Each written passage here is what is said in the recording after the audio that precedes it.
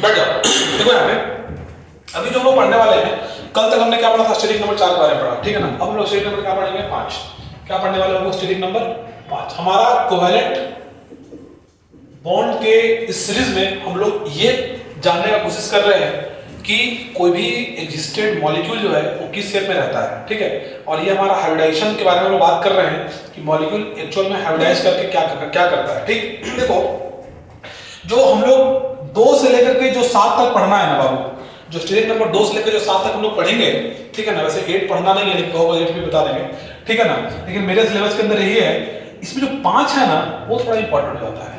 और 5 इसलिए इंपॉर्टेंट हो जाता है क्योंकि यहां पे क्या है बोलो, यहां पे इंट्रोडक्शन ऑफ क्या है बोलो, इंट्रोडक्शन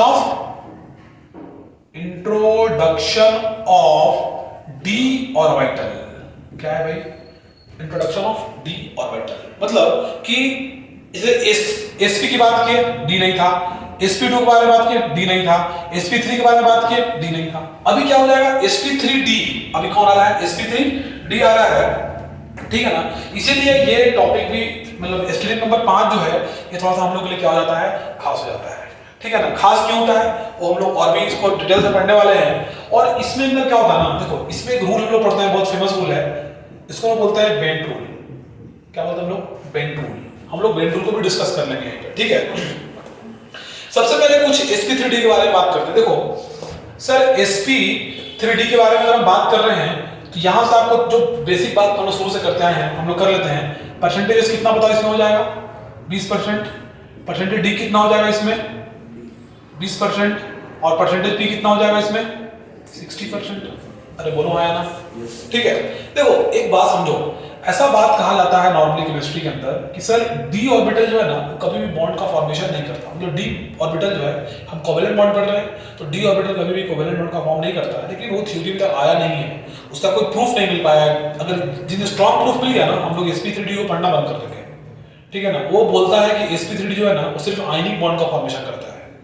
अरे बात समझ में, खैर जब तक नहीं आएगा तो अपना तो मेरा जेई का एग्जाम बगल में, अपन क्वालिफाई कर लेंगे एग्जाम को, फिर देखते हैं क्या होगा बाद में। क्या sp3d के बारे में थोड़ा सा बात करते हैं, ठीक।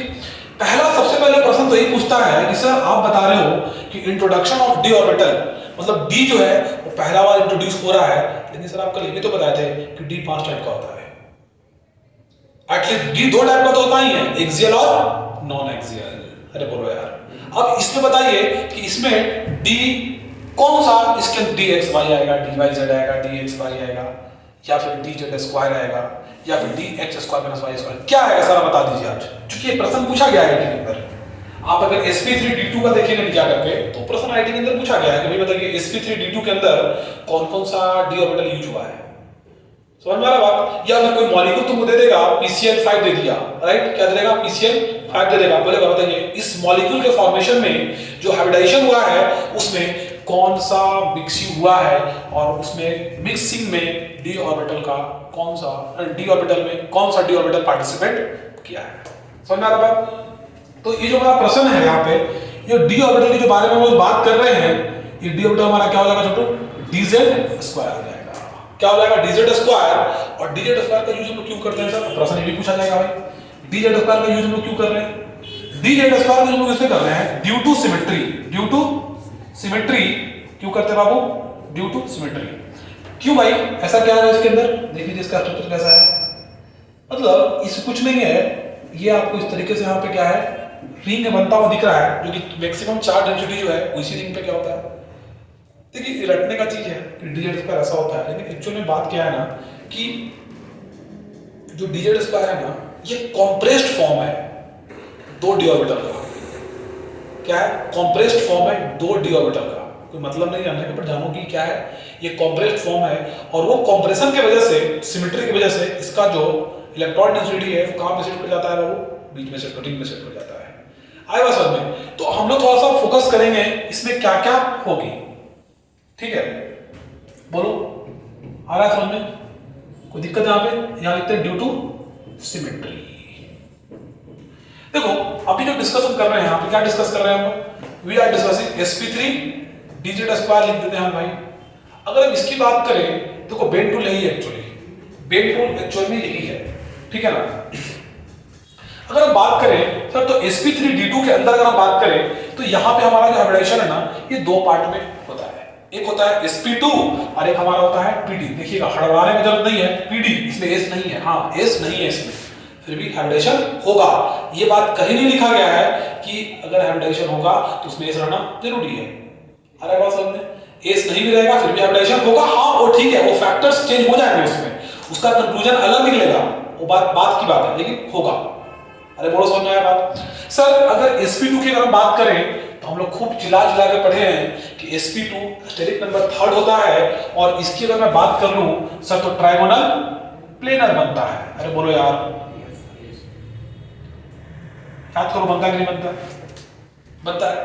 और मैं एक बात बता रहा तुम्हें कि किसी भी बॉन्ड का जो शॉर्टनिंग होता है वो due to percentage s character की वजह से होता है, क्योंकि जो s ऑर्बिटल हमारा होता है वो सिमेट्रिकल नेचर होता है और सिमेट्रिकल नेचर होने की वजह से क्या होता है वो शॉर्टनिंग करता है किसको? बॉन्ड को। लेकिन अगर हम p की बात करें सर तो p क्या होता है? इलोंगेटेड होता है। क्या होता है? p इलोंगेटेड, मतलब कि जिसके अंदर p कैरेक्टर ज्यादा होगा वो क्या हो जाएगा? उसका बॉन्ड लेंथ भी बड़ा हो जाएगा। जिसके अंदर s कैरेक्टर ज्यादा हो जाएगा उसका बॉन्ड लेंथ क्या हो जाएगा सर? छोटा हो जाएगा। आ रहा है बात समझ में?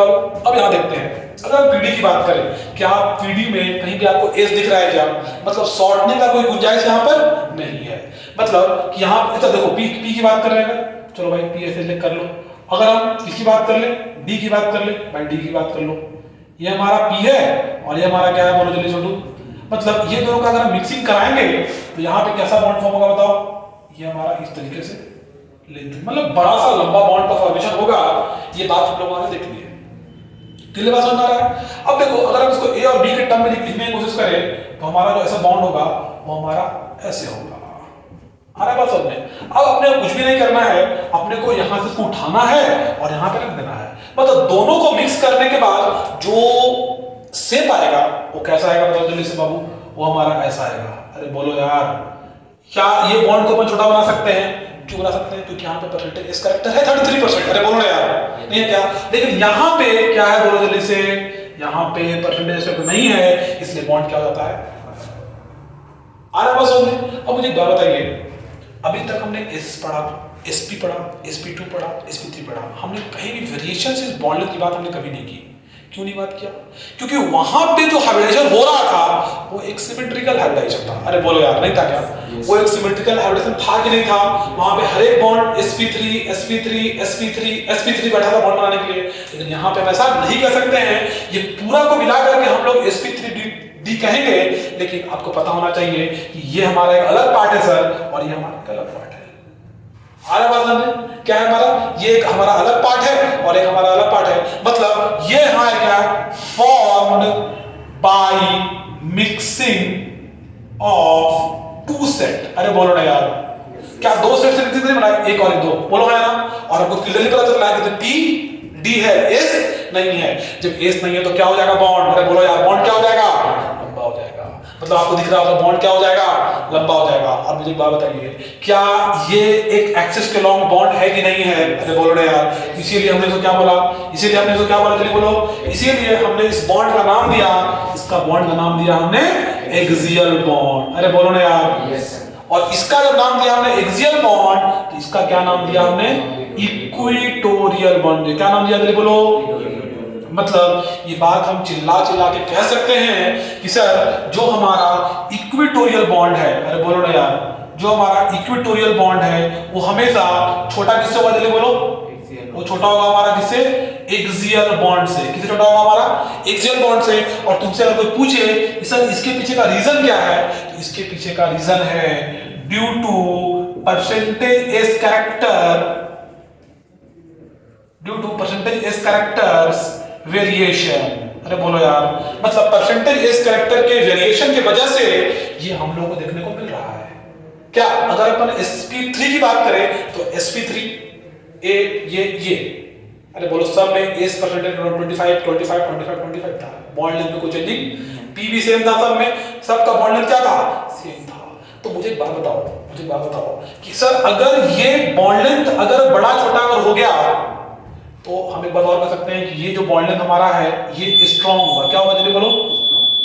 ये स्ट्रॉन्ग होगा, और ये क्या हो जाएगा, एक प्रश्न ही पूछा है, मैं बताऊंगा ये क्या हो जाएगा, जल्दी बोलो, वीक हो जाएगा। मतलब अभी तक हमने जो भी ऑर्डिनेशन पढ़ा सर, वो क्या पढ़ा, अभी तक हमने पढ़ा कि भाई कुछ नहीं करने का, डबल बॉन्ड है, एफ है, ओ है, जहां है उसको डाल दो एक पोजीशन पे, नहीं बोला क्या।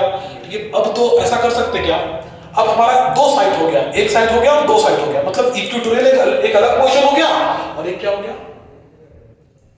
एक हमारा एक्सियल हो गया। और हम एक बार देख रहे हैं हमको कि ये बॉन्ड लंबा बन रहा है, मतलब कि सर बॉन्ड लेंथ बड़ा है, मतलब कि परसेंटेज सेक्टर कम है, मतलब कि बहुत क्लियरली आपके पास समझ में आ गया होगा कि बॉन्ड वीक है। और ये बॉन्ड क्या है, ये बॉन्ड वीक है, ये बॉन्ड क्या है, समझ में आया बात। तो अब एक बात है सर कि अब यहां पे इसमें एक थ्योरी इंट्रोड्यूस करते हैं, जिसको जो बोलो साइट सिलेक्शन थ्योरी बोलते हैं। क्या बोलते हैं इसको, साइट सिलेक्शन थ्योरी बोलो, प्रिंसिपल जो बोलना है बोलो। साइट सिलेक्शन के अकॉर्डिंग ये साइट सिलेक्शन आया ही क्यों, बताओ। हमने कभी sp2 के अंदर कभी नहीं पढ़ा, हमने कभी नहीं CO, अगर मैं स्टूडेंट नंबर 2 की बात करूं, CO2 के अंदर हमने कभी नहीं पढ़ा भाई, जहां इसको इधर लगाना है लगा दो, कोई फर्क नहीं पड़ रहा। हमने कभी तो कोई ये नहीं बोला कि भैया BS3 के अंदर आप मुझे बताइए स्टडी, मैंने कभी नहीं बोला आपको इसमें साइट सिलेक्शन क्या होगा।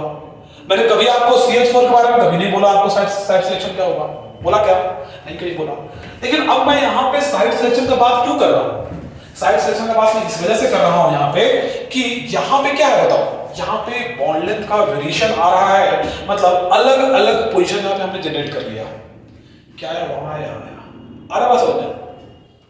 इसमें कुछ पॉइंट्स भी उसको समझ लेंगे। देखो सबसे पहले बात तो साइट सिलेक्शन की बात करते हैं, साइट सिलेक्शन की हम बात करेंगे। देखो सबसे पहला पॉइंट तो ये है कि हमारे पास एफ है या फिर CF3 है, ऑलवेज कहां जाएगा, ऑलवेज गो टू कहां पे जाएगा बोलो, एक्सियल पे जाएगा। कहां जाएगा ये, क्यों जाएगा बताते हैं। दूसरा क्वेश्चन क्या है बोलो, lone pair, double bond, triple bond, ये सब कहां जाएंगे बोलो, एट इक्विटोरियल पोजीशन जाएंगे। आगे बात समझ में नहीं चल रहा है बोलो, एक दो प्रश्न भी कर लेंगे इसके ऊपर, हमारा सारा कॉन्सेप्ट क्लियर हो जाएगा।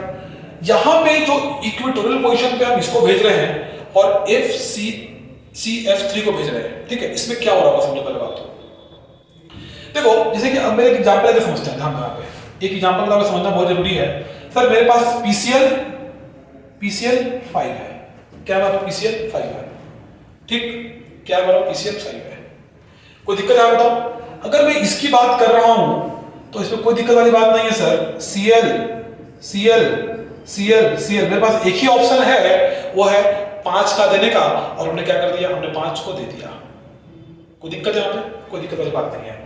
अगला करते हैं बात यहाँ पे, अगर मेरे पास PH3 और क्या आ जाए यहाँ पर F2 आ जाए, PH3 क्या आ जाए, F2 आ जाए, ठीक, तब भी चलो कोई दिक्कत नहीं है सर। आप बोले ये बात कि F को देना है, यहाँ पे हमने F दे दिया सर, कोई बात नहीं है, बहुत अच्छा बात है कि आप बता दिए ये एक्सियल बॉन्ड है।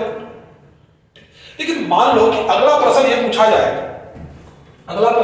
जाए कि सर आप मुझे ये बताइए कि अगर वहां पे अगर मेरे पास 3 फ्लोरीन रहेगा, मतलब 3 हाईली इलेक्ट्रोनेगेटिव आइटम रहेंगे सर, तो फिर ये कहां जाएगा। और यही क्वेश्चन तुमको एक्सप्लेन करेंगे, इसको एक्सप्लेन करेंगे, बताओ जल्दी से एक्सप्लेन करेंगे हम लोग फर्स्ट का। देखो यहाँ पे, हाँ अगर मैं यहां बात कर रहा हूं PH2F3 मॉलिक्यूल की मैं बात करूं अगर, वो सर क्या हो जाएगा बताओ।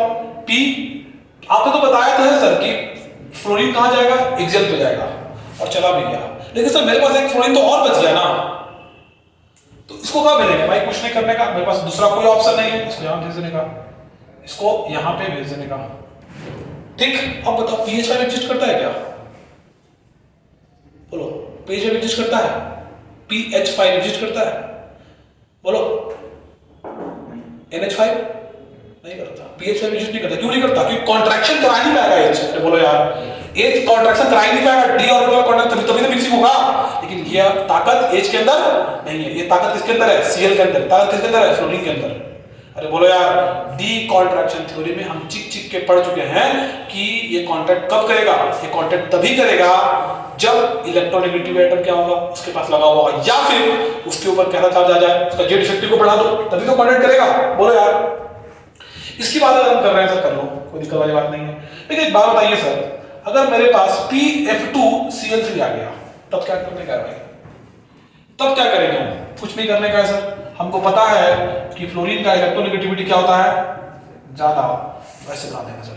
लेकिन देखो अब ध्यान दो यहाँ पे, लेकिन सर अगर प्रश्न ऐसे पूछ लिया एग्जाम में कि सर PF3 क्या पूछा देखो, PF3 और Cl2 पूछा, तब क्या करने वाले हैं? कुछ नहीं करने का है। F डालो यहाँ, F डालो यहाँ, F डालो यहाँ, Cl डालो यहाँ, Cl डालो यहाँ। समझ रहे बात? क्या करने का? लेकिन अब एक क्वेश्चन उठ रहा है कि सर ये फ्लोरीन को आपने लिखवाया तो कि ये सिस्टम पे आप एक्सियल बॉन्ड पे ही क्यों भेज रहे हैं इसको? एक्सियल बॉन्ड पे ही F और CF3 को क्यों भेज रहे हैं? क्या रीजन है उसका? देखो रीजन क्या है, बात को समझ रहे हो, थोड़ा सा मैं तुम्हें आ जाएगा सर कुछ। हमने क्या बोला यहाँ पे, देखो P में इसका एग्जाम्पल लेता हूँ, किसी का एग्जाम्पल ले लो, इसका एग्जाम्पल ले लो।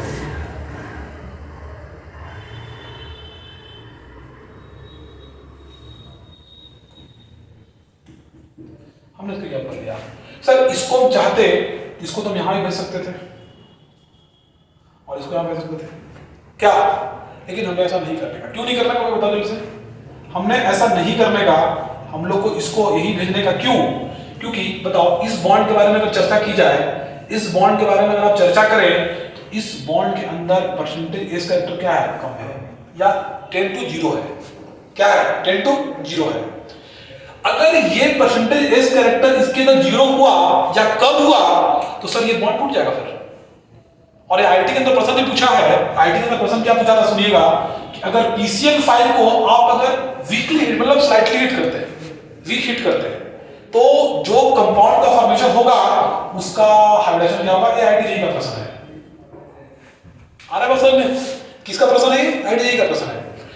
भाई साहब समझिएगा, इसके अंदर परसेंटेज क्या है? कम है, और जब परसेंटेज एस कैरेक्टर कम है तो बॉन्ड लेंथ शॉर्ट, लंबा इसी वजह से लंबा है, और जब लंबा है तो आसानी से टूट जाएगा वो, और जब बॉन्ड टूट जाएगा तो फिर तो ये एग्जिस्ट ही नहीं करेगा, एग्जिस्ट कर पाएगा? नहीं एग्जिस्ट कर पाएगा। इसीलिए हम लोग हाईली इलेक्ट्रोनेगेटिव एटम को यहाँ पे लगाते हैं ताकि ये क्या कर सके, बताओ, ये दूसरे एटम से फ्लोरीन है, क्या है फ्लोरीन?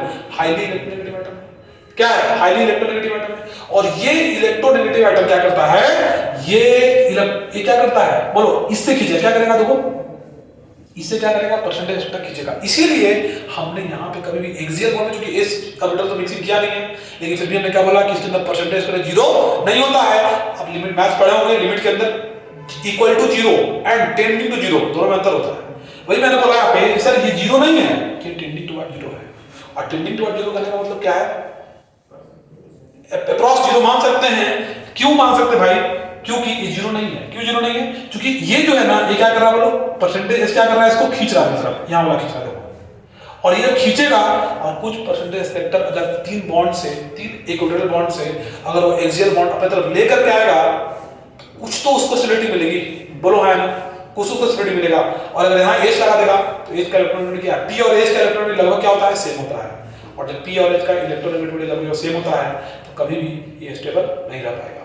आए बात समझ में? जल्दी से बोलो। और ये क्यों करता है?